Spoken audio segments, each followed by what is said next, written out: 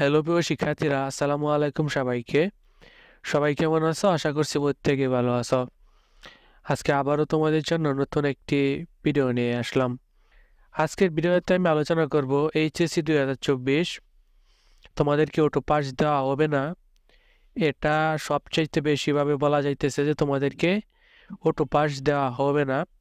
এই বিষয় নিয়ে জাগো নিউজ একটি নিউজ করেছে, আবার আজকে সমকাল একটি নিউজ করেছে। তো বিস্তারিত এখনই তোমাদেরকে জানাবো। তোমাদের এইচএসসি 2024 পরীক্ষা নিয়ে তারা কি বলছে সাংবাদিকরা। তো সমকালে যে নিউজটা করেছে তারা এখানে বলেছে এসএসসির ফল দিয়ে এইচএসসি বাকি পরীক্ষাগুলো মূল্যায়নের দাবি শিক্ষার্থীদের।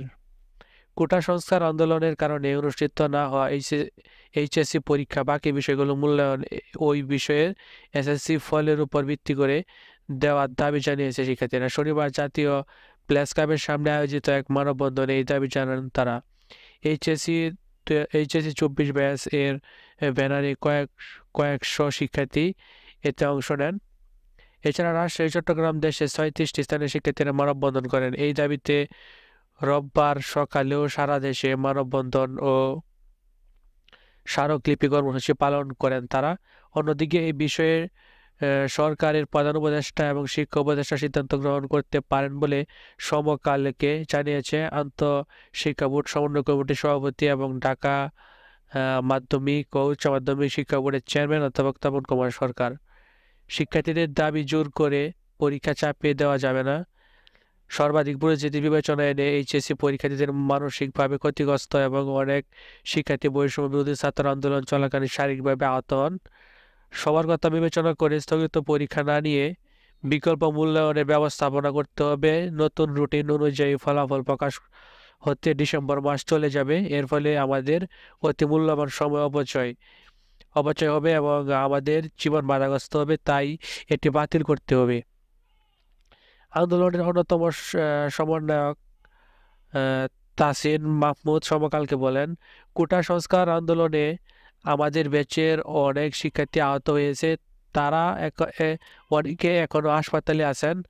আমরা এখন পরীক্ষায় বসার অবস্থায় নেই, আর যদি আমরা পরীক্ষা বসিও তাহলে ফলাফলের জন্য আমাদের ডিসেম্বর পর্যন্ত অপেক্ষা করতে হবে। এতে আমাদের অনেক সময় নষ্ট হবে, কেননা ফল দেরিতে দিলে আমরা বিশ্ববিদ্যালয়গুলোতে দেরিতে ভর্তি হব।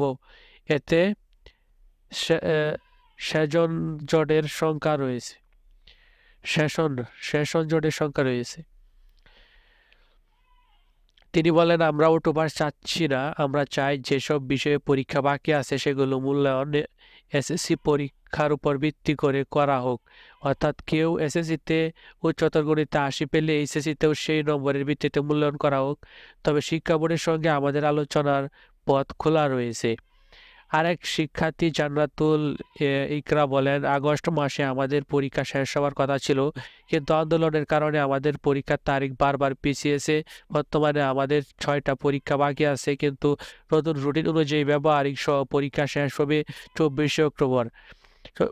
এর আগে কখনোই 4 মাস ধরে কোনো পাবলিক পরীক্ষা হয়নি। আমরা চাই যে 7 বিষয়ে পরীক্ষা দিয়েছি তার ফল এবং বাকি 6টি বিষয়ের ফল এসএসসি থেকে নিয়ে মূল্যায়ন করে আমাদের মুক্ত করা হোক। মানববন্ধন শেষে দুপুর 2:30টার দিকে তারা কেন্দ্রীয় শহীদ মিনারে অবস্থান নেন। বিকেল 3টার দিকে শিক্ষার্থীরা ঢাকা বিশ্ববিদ্যালয় টিএসসি মিলনায়তনে কোটা সংস্কার আন্দোলনের সমন্বয়কদের সঙ্গে এই বিষয়ে কথা বলেন। বেশ কয়েকজন শিক্ষার্থী সমকালকে জানান, সমন্বয়করা শিক্ষার্থীদের পরীক্ষায় বসতে আহ্বান জানান, কিন্তু শিক্ষার্থীরা তা মেনে নেননি। এরপর তারা কিছুক্ষণ শাহবাগে মুড়ে অবস্থান করেন। এই বিষয়ে তপন কুমার সরকার শনিবার রাতে সমকালকে বলেন, এইচএসসির বাকি পরীক্ষাগুলো রুটিন শিক্ষা মন্ত্রণালয়ের মাধ্যমে সরকারের প্রধান উপদেষ্টার কাছে পাঠানোর সময় আমরা এই ধরনের বিকল্প প্রস্তাব দিয়েছিলাম। তখন প্রধান উপদেষ্টা পরীক্ষা গ্রহণের পক্ষে মত দেন। এক্ষেত্রে শিক্ষা বোর্ডগুলোর কিছু করার নেই। এই বিষয়ে প্রধান উপদেষ্টা এবং শিক্ষা উপদেষ্টা সিদ্ধান্ত নিতে পারেন।